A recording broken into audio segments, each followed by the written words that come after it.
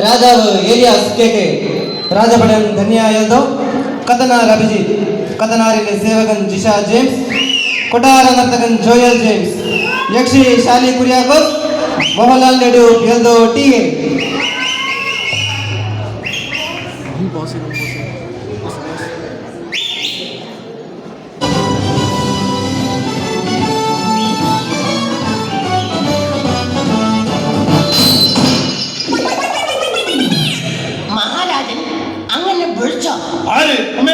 ഞാൻ ആരും വിളിച്ചില്ല.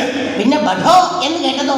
ഞാൻ ബഡോ എന്ന് വിളിച്ചതല്ലടോ, ഈ സിംഹാസനത്തിൽ നിന്നും ബഡോ എന്ന് പറഞ്ഞ് വീണതാണോ പടയം? ഓ, ഞാൻ എത്ര കാലമായി നിന്നോട് പറയുന്നു ഈ സിംഹാസനത്തിന്റെ കാലും രണ്ടാണി അടിക്കാൻ. രാജാവ് പിന്നെ വന്നിരുന്നോ? ഇരിക്കരുതേ ഇരിക്കരുതേ എന്ന് ഞാൻ 100 വട്ടം പറഞ്ഞിട്ടില്ലേ, കേൾക്കണ്ടേ? എടപെടോ, ചെങ്കോലിന്റെയും കിരീടത്തിന്റെയും മഹത്വം എന്താണെന്ന് നിനക്കറിയാമോ? പിന്നെ രണ്ടും സൂപ്പർ ഹിറ്റ് പടങ്ങളല്ലായിരുന്നു. രണ്ടിലും നായകൻ മോഹൻലാൽ.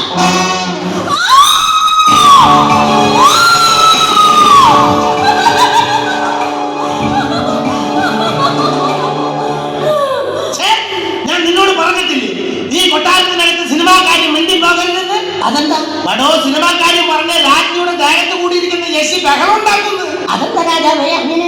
തനിക്ക് സിനിമ ഭ്രാന്ത് പിടിച്ച ഏതോ യശിയുടെ ആത്മാവാണ് നമ്മുടെ രാജ്ഞിയുടെ ദേഹത്ത് കൂടിയിരിക്കുന്നത്.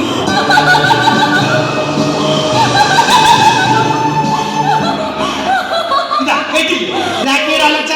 ഇപ്പൊ ഞാൻ പറഞ്ഞത് സത്യമാണെന്ന് മനസ്സിലായില്ലോ? എനിക്ക് മനസ്സിലായില്ല.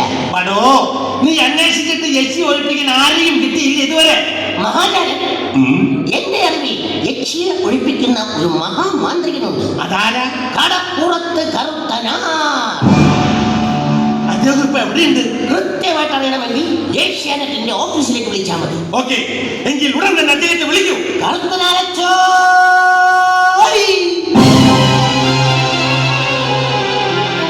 മാന്ത്രികൻ, മഹാമാന്ത്രികൻ, സീരിയലിൽ വരും രാത്രിയിൽ കടം വാങ്ങിയ രസിട്ട കത്തനാ കറുത്തനാ, പാഴ്സിയോ അതോ പാണ്ടിയോ? അച്ഛോ, എന്നതാണ് ഇവിടെ ആർക്കാണ് യക്ഷി കൂടിയിരിക്കുന്നത്? അയ്യോ അച്ഛോ, ഞങ്ങൾക്കാർക്കും അല്ലേ, അകത്തിരിക്കുന്ന രാജ്ഞിക്ക. അവളെ ഇങ്ങോട്ട് വിളിക്കൂ. വിളിക്കട്ടെ. രാജ്ഞി, രാജ്ഞി.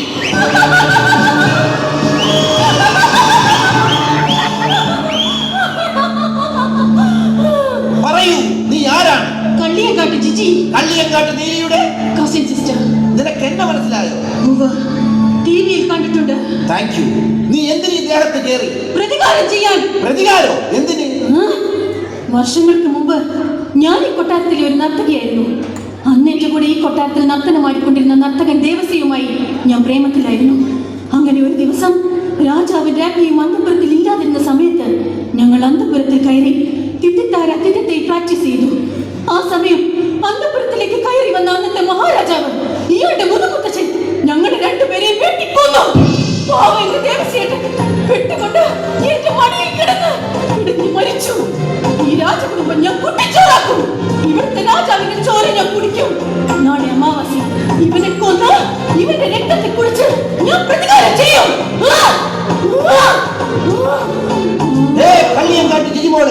എന്റെ കണ്ണിലെ കോപാഗ്നിയിൽ എരിഞ്ഞ് വെണ്ണീറാകും മുമ്പ് നീ ഒഴിഞ്ഞു പോകും. വന്ന കാര്യം നടത്തിയിട്ട് ഈ ജിജിമോളെ ശരീരത്തിൽ നിന്ന് ഒഴിഞ്ഞു പോകൂ. ഒന്ന് കാണാൻ ഒരുപാട് എപ്പിസോഡ് ചെയ്ത് ഞാൻ ഷൈൻ ചെയ്ത് നിൽക്കുകയാണ്. എന്റെ വില കളയരുത്, ഒന്ന് ഒഴിഞ്ഞു പോകും. ഇല്ല, പോകില്ല. അതിലെ ദൂരേക്കൊന്നും ഒഴിയണ്ട, ഇവിടെ എവിടെയെങ്കിലും ഒഴിഞ്ഞാൽ മതി. പോകില്ലെന്ന് തന്നോട് ഞാൻ മലയാളത്തിലല്ലേ പറഞ്ഞത്. ഇവളുടെ കയ്യിൽ നിന്ന് ഞാൻ 2 എണ്ണം മേടിച്ചിട്ടേ പോകണമെന്നാ തോന്നണത്. രാജാവേ, ഓ, എന്റെ കയ്യിൽ ഒരു കുപ്പിയല്ല, എന്റെ കയ്യിൽ സോഡയും. ആ കുപ്പിയല്ല ഈ കുപ്പി. ഇതിൽ ഞാൻ ശക്തമായി മന്ത്രം ജപിച്ച വെള്ളമാണ്. ഇതിലൊരു കവിൾ അവളെ കൊണ്ട് കുടിപ്പിച്ചാൽ മതി. അവളുടെ ദേഹത്ത് കൂടിയിരിക്കുന്ന ബാധ താനേ പുറത്തു പോകും.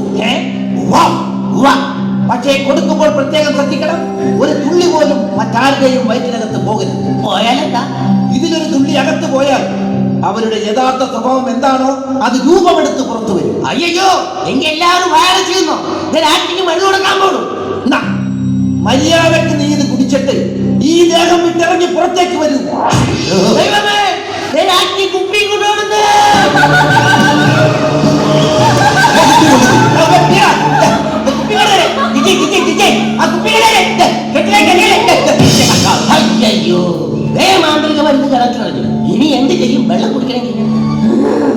അങ്ങനെ മന്ത്രവെള്ളം കുടിപ്പിച്ച് എന്നെ പുറത്തു ചാടിക്കാമെന്ന് വിചാരിക്കണ്ട. ഈ രാജാവിന്റെ ചോര കുടിച്ചേ ഞാൻ പോകൂ. അല്ലാതെ നീ ഒഴിഞ്ഞു പോവില്ല. പോകില്ല. ഉറപ്പിച്ച്. രാജാവേ, എങ്കിൽ മന്ത്രം തോറ്റിടത്തിന് തന്ത്രം പ്രയോഗിക്കാം. നമുക്കിവളെ മണിച്ചിത്രത്താഴിൽ നാഗവല്ലിയെ ഒഴിപ്പിച്ച ശൈലിയിൽ ഒഴിപ്പിച്ച് നോക്കാടാവുക. അതിന് മോഹൻലാൽ വേണ്ടേ? വേണം, മോഹൻലാലിനെ വേണം. കത്തനാരച്ചോ, മാന്ത്രിക വടി കൊണ്ട് മോഹൻലാലിനെ വരുത്താൻ പറ്റുമോ? മാന്ത്രിക വടി വെച്ച് മോഹൻലാലിനെ വരുത്താൻ പറ്റുമായിരുന്നു ഞാൻ അയാളെ വെച്ചൊരു പടം എടുത്താൽ. വേണമെങ്കിൽ ഞാൻ ഈ മാന്ത്രിക വടി വെച്ച് മോഹൻലാലിന്റെ ഡൂപ്പിനെ കൊണ്ടുവരാം. അതിനു മുമ്പ് ഹോമകുണ്ഡം തയ്യാറാക്കണം. പിന്നെ മണിച്ചിത്രത്താഴ് സ്റ്റൈലിൽ കറക്കുമ്പോൾ തിരിയാൻ ഒരു ഡെസ്കും വേണം. തീർന്നില്ല, യക്ഷിയെ ഹോമകുണ്ഡത്തിലേക്ക് ആകർഷിച്ച് കൊണ്ടുവരാൻ ഒരു നർത്തകനും വേണം. അങ്ങനെയാണെങ്കിൽ നമ്മുടെ കൊട്ടാര നർത്തകൻ പുഷ്പാങ്കനെ വിളിക്കാം. പുഷ്പു, പുഷ്. ആരവിടെ? കൊട്ടാര നർത്തകൻ പുഷ്പാങ്കനോട് വരാൻ പറയൂ.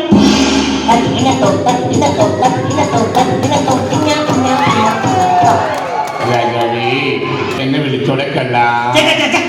ചുമ്മാരുടോ, വല്ലൊരു കാണൂന്ന്. അതെന്നാടാവുക?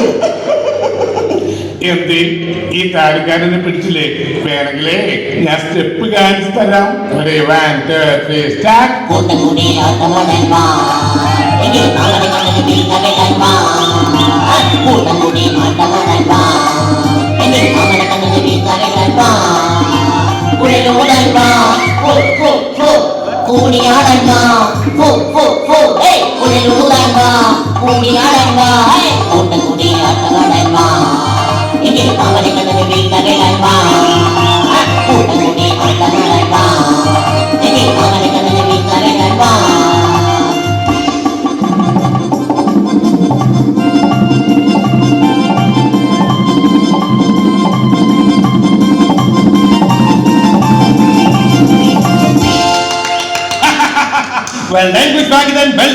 എന്റെ പൊന്നു പുഷ്പാങ്കത, നമ്മുടെ രാജ്ഞിയുടെ ദേഹത്ത് കയറിയ ബാധ ഒഴിപ്പിക്കാൻ കൂടെ നീ എന്നെ സഹായിക്കണം. ഞാനിങ്ങനെ ബാധ നീ നൃത്തം ചെയ്ത് ഈ യക്ഷിയെ വശീകരിച്ച് ഹോമകുണ്ഡത്തിൽ എത്തിക്കണം. എന്റെ ഈശ്വരന്മാരെ, അത് നടക്കുന്നു തോന്നുന്നില്ലച്ചോ. അതെന്നാടാവുകയെ? ഒരാനായിരുന്നെങ്കിൽ ഞാൻ നിസ്സാരമായിട്ട് വരച്ച് എവിടെ വേണമെങ്കിലും എത്തിച്ചേനെ. ഇതൊരു പെണ്ണ് ലച്ചോ, പെണ്ണുങ്ങളെ വളർത്താൻ എനിക്കറിയില്ല. പുഷ്, നീ ഡാൻസ് ചെയ്താൽ മാത്രം മതി. ഈ യക്ഷി നിന്റെ കൂടെ പോകുന്നുള്ളൂ. അപ്പോ രാജാവേ, സംഭവം മനസ്സിലായല്ലോ. കറങ്ങുന്ന മേശയിൽ രാജാവ് കിടക്കുന്നു. മേശയുടെ അടി രാജാവിന്റെ പ്രതിമ. പ്രതികാരം ചെയ്യാനായി യക്ഷിക്ക് നമ്മൾ വാളിട്ട് കൊടുക്കും. യക്ഷി വെട്ടാൻ നേരം ഞങ്ങൾ ചക്രം തിരിക്കും. അപ്പോൾ രാജാവ് അടിയിലും പ്രതിമ മുകളിലും വരും. രാജാവാണെന്ന് കരുതി പ്രതിമയെ വെട്ടിക്കൊന്ന് ചോര കുടിച്ച് യക്ഷി പ്രതികാരം തീർത്ത് ഒഴിഞ്ഞു പോകും. അത് വേണം, ചക്രം തിരിഞ്ഞില്ലേ വിധിയാണെന്ന് കരുതുക. രാജാവേ, ഒന്നുകൊണ്ടും പേടിക്കേണ്ടതാവുക. നിങ്ങൾക്കൊന്നും സംഭവിക്കില്ല. നിങ്ങൾക്ക് ഉറപ്പുണ്ടെങ്കിൽ കുഴപ്പമില്ല. റെഡിയാക്കേ.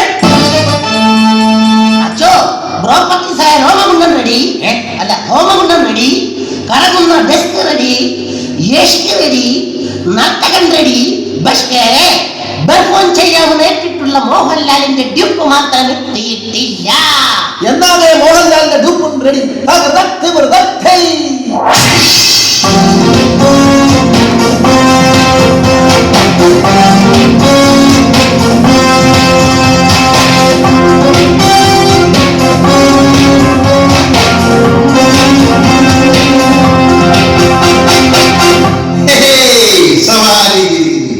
ശംഭോ മഹാദേവ. അയ്യോ, ഇതാര്? കത്തനാരച്ചൻ. അച്ഛോ, സുഖം തന്നെയല്ലേ? അല്ല, യക്ഷി എവിടെ? ഓഹോ, ഇതാണ് ആ കക്ഷിയുടെ രാജാവിനെ കൊല്ലാൻ ശ്രമിക്കുന്ന, രാജ്ഞിയുടെ ദേഹത്ത് കയറിയിരിക്കുന്ന ഈ യക്ഷി. നിശാനെ മോനെ ദിനേശ, ഈ യക്ഷി എത്ര വലിയവളാണെങ്കിലും കൂട്ടും ഞാൻ. മണിച്ചിത്രം കൂട്ടിട്ട് ഞാൻ കൂട്ടും. അതിനു വേണ്ടി ഒരു സൈക്കാട്രിസ്റ്റും സഞ്ചരിക്കാത്ത വീതിയിലൂടെ ഞാൻ സഞ്ചരിച്ചിരിക്കും. ഇവനാണ് ഈ സൈക്കിൾ ആർട്ടിസ്റ്റ്. അച്ഛോ, എല്ലാം റെഡിയല്ലേ? പിന്നെ എല്ലാം റെഡിയാവുക. എന്നാ പിന്നെ നൃത്തങ്ങളോട് പറഞ്ഞ ബ്രേക്ക് ഡാൻസോ കുച്ചിപ്പുടിയോ എന്തെങ്കിലുമൊക്കെ തോന്നിയാസം കാണിച്ച യക്ഷി എങ്ങനെയെങ്കിലും പിടിച്ച് ഹോമകുണ്ഡത്തിലേക്ക് കൊണ്ടുവരാ. നൃത്തം തുടങ്ങണോ?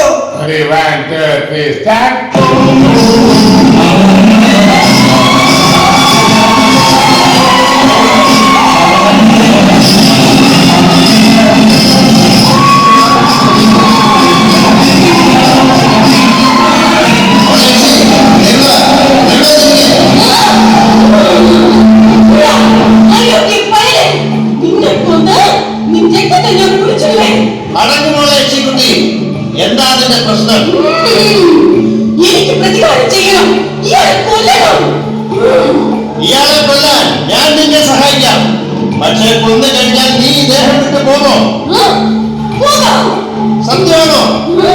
സത്യം, സത്യം, സത്യം. അച്ഛോ, ഞാൻ അവൾക്ക് വാളറിഞ്ഞു കൊടുക്കാൻ പോവുകയാണ്. അവൾ വെട്ടിത്തൊടുങ്ങുന്നതിന് മുമ്പ് അച്ഛൻ ചക്രം പിടിച്ച് തിരിച്ചോളാം. ചക്രം തിരിക്കുന്ന കാര്യം ഞങ്ങളേറ്റു.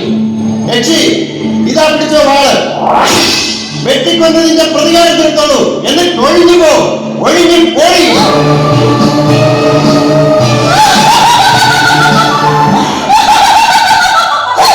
മണിച്ചിത്രത്താഴ് സിനിമ 13 തവണ കണ്ട എന്നെയാണോ തെണ്ടുകളെ പറ്റിക്കാൻ നോക്കുന്നത്? ഇന്നുപോലും ഞാൻ എണ്ണത്തില്. നിങ്ങളവിടെ.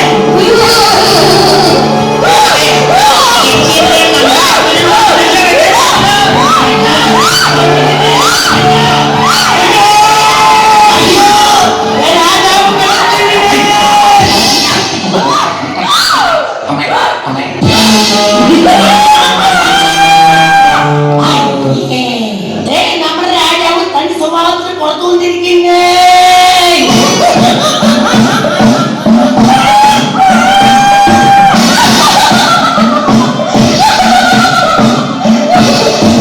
തിരുമൊഴിയായിരുന്നു ദേവശേഷനുമായുള്ള നിന്റെ മുടങ്ങിപ്പോയ തല കുത്തി നമുക്ക് പൂർത്തീകരിച്ചാൽ എന്താ? 1 2 3 സ്റ്റാർട്ട്.